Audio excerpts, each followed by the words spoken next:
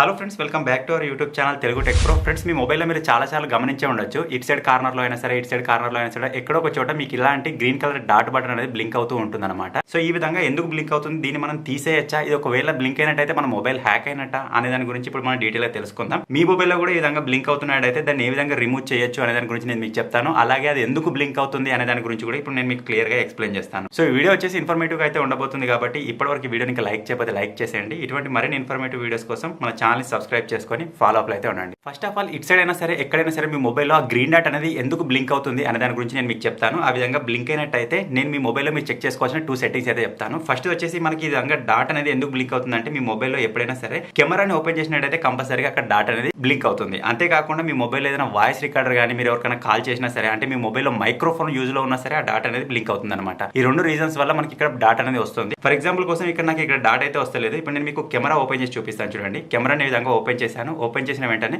మనకి ఇక్కడ సైడ్ లో ఈ గ్రీన్ డాట్ అనేది చూడడానికి కనిపిస్తుంది అనమాట. అలాగే నేను ఇక్కడ కెమెరాను క్లోజ్ చేసేస్తాను. తర్వాత నా మొబైల్లోని వాయిస్ రికార్డర్ అయితే నేను ఈ విధంగా ఓపెన్ చేశాను. తర్వాత ఇక్కడ రికార్డింగ్ స్టార్ట్ చేసిన వెంటనే మీరు ఇక్కడ చూడొచ్చు, మళ్ళీ ఈ గ్రీన్ డాట్ అనేది నాకు ఇక్కడ షో అవడం స్టార్ట్ అయింది అనమాట. సో ఈ విధంగా మీ మొబైల్లోని మైక్రోఫోన్ లేదా కెమెరా ఈ 2 యాక్సెస్ లో కనుక ఉన్నట్టయితే డాట్ అనేది మీకు షో అవుతుంది.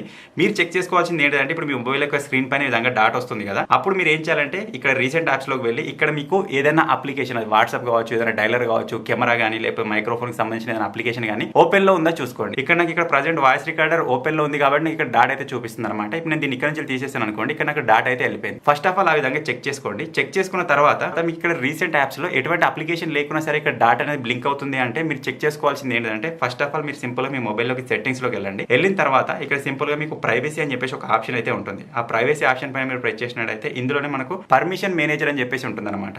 ఈ పర్మిషన్ మేనేజర్ పైన మీరు క్లిక్ చేసినట్టయితే ఇక్కడ మీకు చాలా ఆప్షన్స్ అయితే కనిపిస్తాయి. ఇందులో మనం ఫస్ట్ ఆఫ్ ఆల్ కెమెరాకి సంబంధించిన పర్మిషన్స్ అయితే చెక్ చేసుకోవాలి.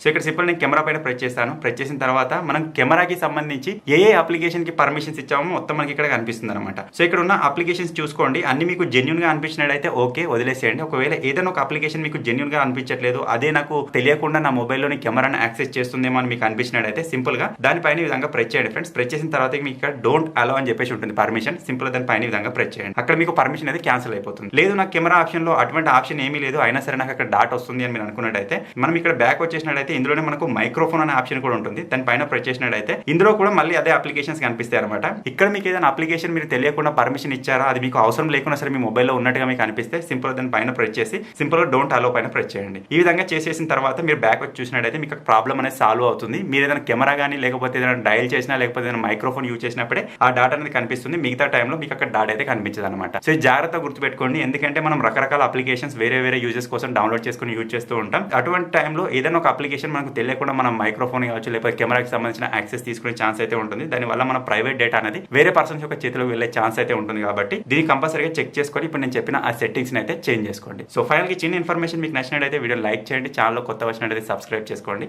Thank you for watching guys. Take care.